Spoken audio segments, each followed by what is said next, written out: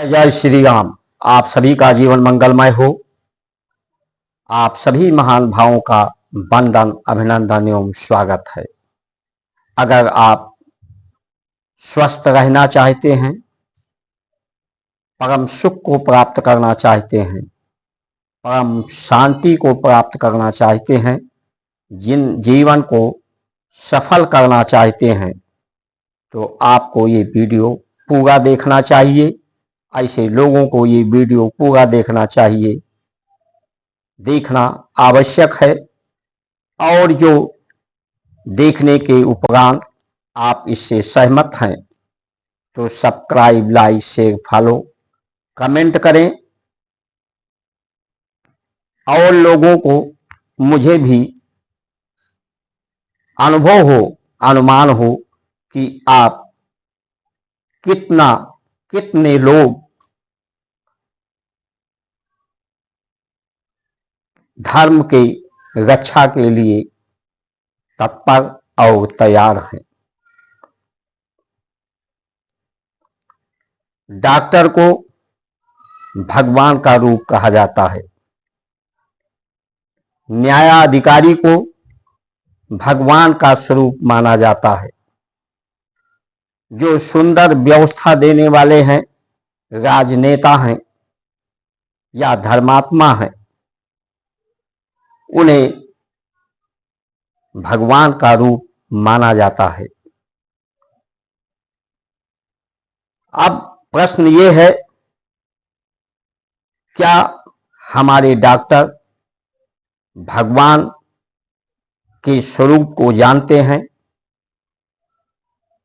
भगवान का जो स्वरूप है वो निज स्वभाव के रूप में सबके अंदर विद्यमान है। वो अपने निज स्वरूप को जानता है। जो सदग्रंथों के रूप में है, उनके उपदेश आदेश के लिए है। देश के लिए आदेश है, उसे पालन करके ही कोई भगवान हो सकता है। तो क्या वो अपने सदग्रंथों के उपदेश के आदेश के अनुपालन में उनका जीवन का आचरण, उनकी व्यवस्था है?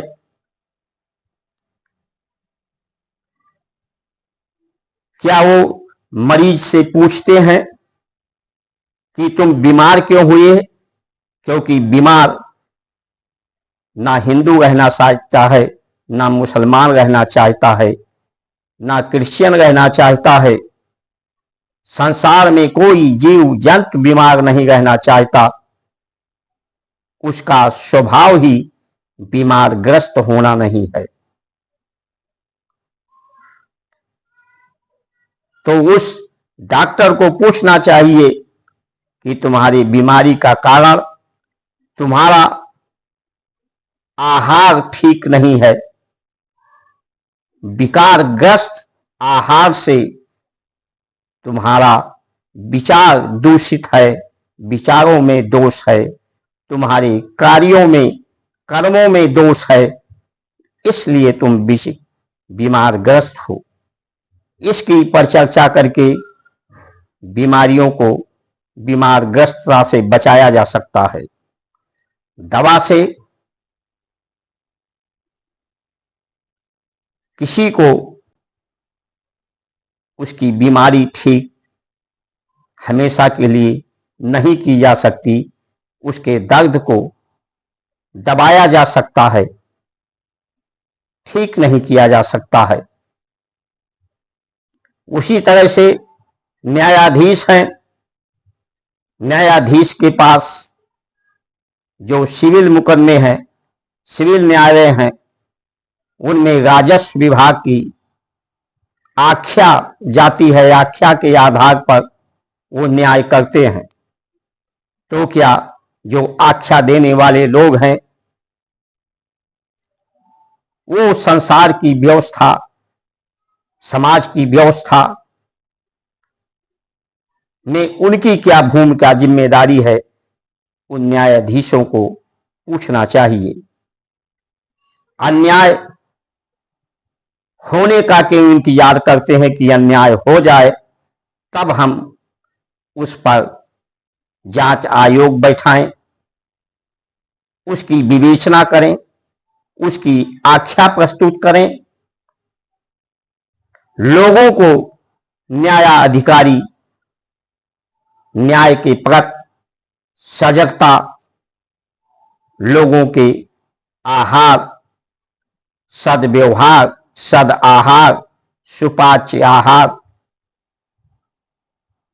सुंदर विचार, सुंदर नीतियां लोगों में स्थापित हो, जिससे लोगों में अन्याय करने की भावना ही समाप्त हो जाए, तो न्याय हो सकता है।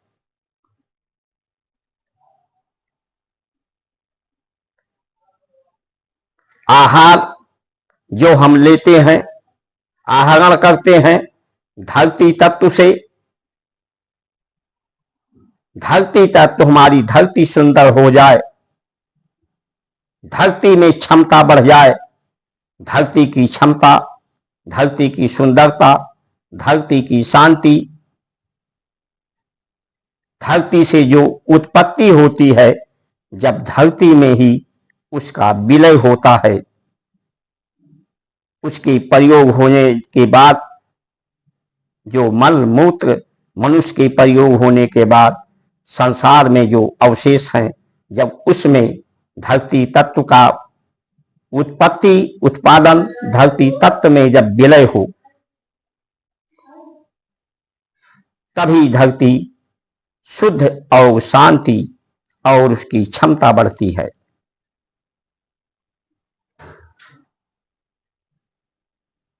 जो राजनेता हैं, राजनेता सुंदर व्यवस्था के लिए हैं,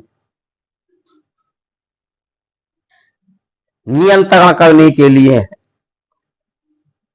और इस किस पर नियंत्रण कर सकते हैं वो, इस धरती के गति पर नियंत्रण नहीं, प्रकृति पर उनका किसी का नियंत्रण नहीं हो सकता, ब्रह्मांड में किसी का नियंत्रण नहीं हो सकता, कोई नियंत्रित नहीं कर सकता।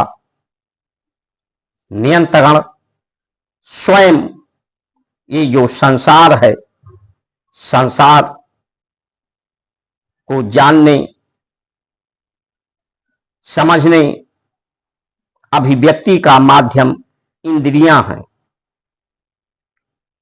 इंद्रियां को नारी कहा गया है, इसलिए अर्थ महादेव का रूप बताया गया है।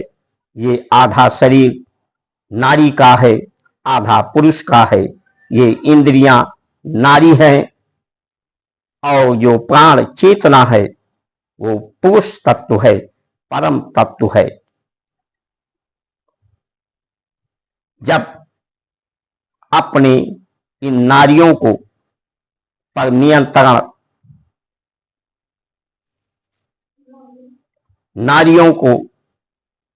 नारी को इंद्रियों को अपनी स्वभाव की अनुकूलता में, अनुमयता के, अनुनय, विनय, प्रार्थना की उपदेश है, उस पर अधिकार इंद्रियों पर नियंत्रण करके ही किसी पर नियंत्रण किया जा सकता है। स्वयं स्वस्थ रह के, संतुष्ट रह के, स्वच्छ रह के, निर्मल रह के ही किसी पर नियंत्रण किया जा सकता है। अहंकार की शून्यता को प्राप्त करके ही किसी पर नियंत्रण किया जा सकता है। परमात्मा ही परमानंद है, परम शांति है, परम सुख के धाम है। वही एक है, तो निज स्वभाव में स्थित होकर, प्रतिष्ठित होकर, लोगों को स्थित करा करके, प्रतिष्ठित करा करके इष्ट में अभीष्ट को प्राप्त किया जा सकता है।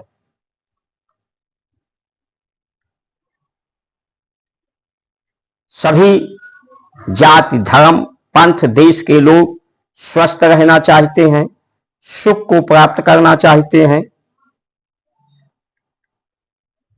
सुसंपन्न रहना चाहते हैं, शक्तिमान रहना चाहते हैं। तो ये किसके पास है? परम पिता परमेश्वर ही परमानंद है, शांति स्वरूप है, सुख का धाम है, संतुष्ट पुष्ट है। उससे जुड़ करके ही संसार जो उसकी सुंदर संरचना है उसे सुंदर बना करके इसका प्रयोग करें। इसके प्रयोग करने के लिए उपदेश है, इसका प्रयोग करें, उपयोग करें। प्रयोग उपयोग करने के उपरांत भी इसकी सुंदरता, इसकी शांति को बनाए रखें, अछूट रखें। यही धर्म है। तो फिर धर्म तो वही है जो सबको अनेकता से एकता के सूत्र में बांध दे,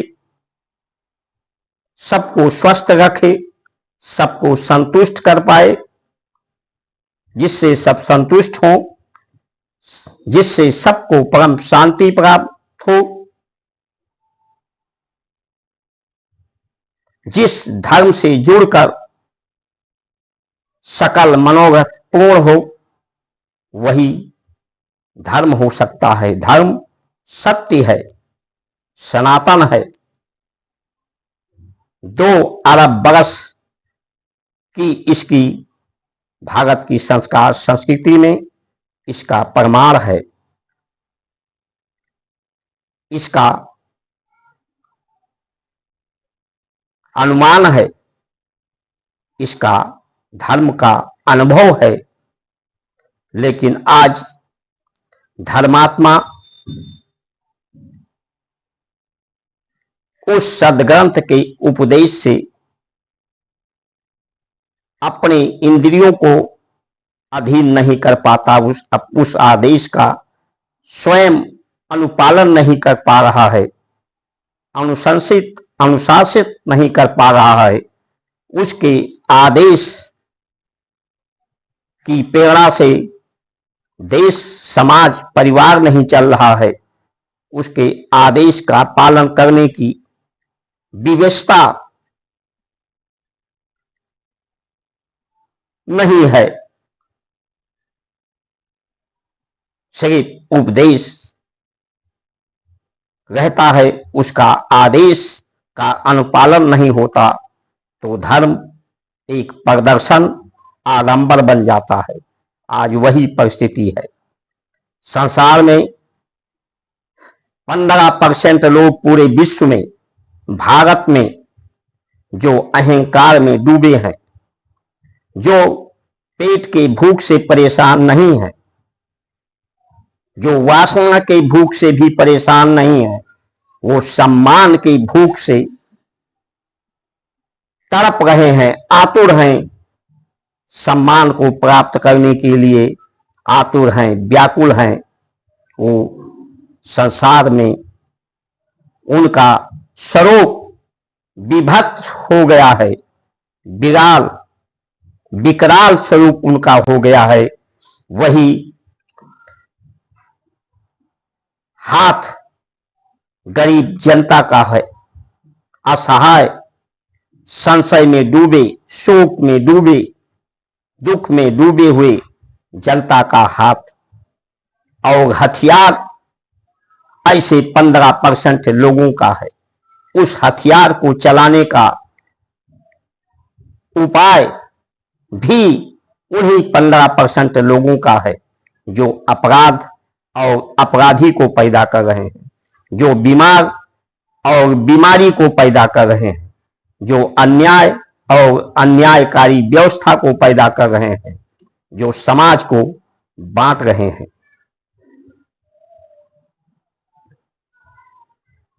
तो जनता को ये तय करना होगा, क्या ऐसी परिस्थितियां बन पा रही हैं, हम बनाने के लिए सजग हो रहे हैं कि हम भगवान का चुनाव करें, भगवान के आदेश जिसके जीवन में हो, आचरण में हो, अनुपालन में हो, अनुशासन में धर्म के हो, धर्म के आदेश उपदेश का, ऐसे भगवान का चुनाव करें और ऐसे भगवान का चयन करें, चाहे वो डॉक्टर के रूप में हो, न्यायाधिकारी के रूप में हो, शासन प्रशासन के रूप में हो।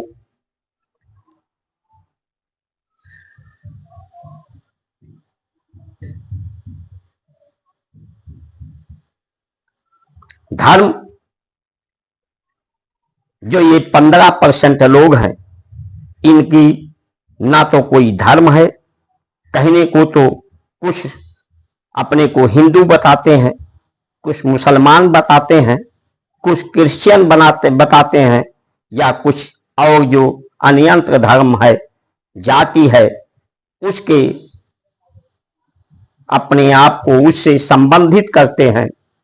लेकिन वास्तव में इनका कोई जात नहीं है, कोई धर्म नहीं है, कोई मजहब नहीं है, कोई पंथ नहीं है, इनका सिर्फ विचार है, इनकी सिर्फ भावना है। अपने निज स्वभाव, निज स्वरूप में स्थित न होकर विचारों में अवस्थित होना, भावनाओं के अनुरूप संसार को भोग का विषय, संसार को भोगने के लिए, इस पर अधिकार प्राप्त करने के लिए साम्राज्यवाद, सामंतवाद और पूंजीवाद प्रदूषण, इसे प्रदूषित कर रहे हैं। जिसकी जो परमात्मा है, जो दूसरे धर्म के लोग हैं, जो खुदा की बात करते हैं, तो क्या खुदा की जो नियामत है ये संसार, उसका संसार कहीं अलग है? अलग नहीं है तो खुदा और भगवान अलग कैसे हो सकते हैं? उस खुदा का धरती अलग है, अंबर अलग है, सूरज अलग है, क्योंकि सभी लोग ब्रह्मांड, सूरज, धरती ही जीवन का सभी के आधार है। अगर अलग होते तो ये व्यवस्थाएं भी अलग होती। तो धर्म कैसे अलग हो सकता है? क्या उस खुदा ने, उस खुदा के बारे में जो उपदेश देने वाले हैं, क्या आदेश देते हैं कि इस खुदा की बनाई हुई संसार और उसकी व्यवस्था, उसकी नियामत गलत है, दोषपूर्ण है, दुर्गंधपूर्ण है, उसे मिटा देना चाहिए, उसके मिटाने के लिए स्वयं को मिटने के लिए तैयार होना चाहिए, दूसरे को नापाक, दूसरे को काफिर, दूसरे से नफरत करने का आदेश उनका धर्म, उनकी खुदा को जानने वाले ऐसा आदेश दे रहे हैं, ऐसा आदेश दे रहे हैं कि जहां पर हिंदू नहीं है और धर्म के लोग नहीं हैं, मुसलमान ही केवल रहते हैं जिस देश में, उस देश में वो क्यों लड़ते हैं? क्यों नफरत उनमें है? क्यों एक दूसरे को मिटा देना चाहते हैं? उसको मिटाने के लिए, स्वयं मिटने के लिए तैयार हो जाते हैं। क्या ये उपदेश खुदा का है? ये हमारे मुसलमान भाई, क्रिश्चियन भाई से विनम्र निवेदन, इसे ऐसे उपदेश देने वालों से ऐसे प्रश्न उनको उठाना चाहिए, जो इसके इस्लाम धर्म के प्रचार प्रसारक हैं। क्या वो लड़ाना सिखाते हैं? हाँ, ये हो सकता है कि ये जो श्रेष्ठ होता है, उसका नियामक, उसकी बनाई हुई रचना भी सुंदर होती है। इस सुंदरता को जो मिटाए, इस सुंदरता में जो बाधा बने, लोगों को स्वस्थ न रहने दे, जो लोगों को सुखी न रहने दे, संतुष्ट न रहने दे, दुख सहने की क्षमता न बढ़ाए, दुख सहने की शक्ति, सहन शक्ति न बढ़ावे, ऐसा भोजन करने का आदेश करे जिसे पचाया ना जा सके, पाचन शक्ति ना बढ़े, स्मरण शक्ति, सत्य की स्मरण करने की संस्कृति ना बढ़े, ऐसे लोगों को, ऐसी व्यवस्था को नकार ही देना चाहिए। इसके लिए सबको तैयार होना चाहिए। जो इस सुंदरता में, सुंदर व्यवस्था में जो बाधा बने, उसे मिटाने के लिए, स्वयं को भी मिटाने के लिए तत्पर होना चाहिए। ये तो धर्म हो सकता है, यही सनातन धर्म या धर्म एक ही है जो सत्य है। लेकिन ऐसा होने की संभावनाएं कम ही दिखती हैं। इसलिए अतिचारी प्रकृति, धरती, मनुष्य का विचार व्यवस्था अतिचारी हो गया है। अति शीघ्रता से सब कुछ प्राप्त कर लेने के लिए आतुर व्याकुल है। ये संदेश और जिस तरह के अनुभव प्राप्त हो रहे हैं, ये अनुभव युग परिवर्तन का है, क्योंकि सब कुछ हमारे बस में नहीं है, किसी मनुष्य के बस में नहीं है। हम उसके नियंत्रण में रहकर, उसके स्वाधीनता में रहकर, उसका अनुपालन, अनुसरण करके उसके निज स्वरूप में जो श्रेष्ठ है, महाशक्ति है, उसके स्वभाव में अपने को स्थित रहकर ही सब कुछ सुंदर नियंत्रण हो सकता है।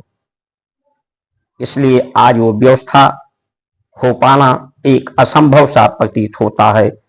इसलिए ये कहा जा सकता है कि ये युग परिवर्तन का समय है।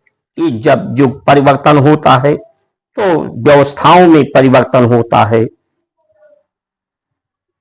व्यवस्थाएं परिवर्तित होती हैं तो परिस्थितियां भी बिगड़ती हैं, परिस्थितियां भी विकराल रूप लेती हैं। इसलिए उसके लिए हमें तैयार होना चाहिए, सजग हो जाना चाहिए, सतयुग के आगमन की तैयारी करनी चाहिए।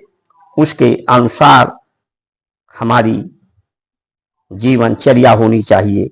इन्हीं वचनों के साथ आप सभी का सुमंगल कामना करते हुए जय श्री राम।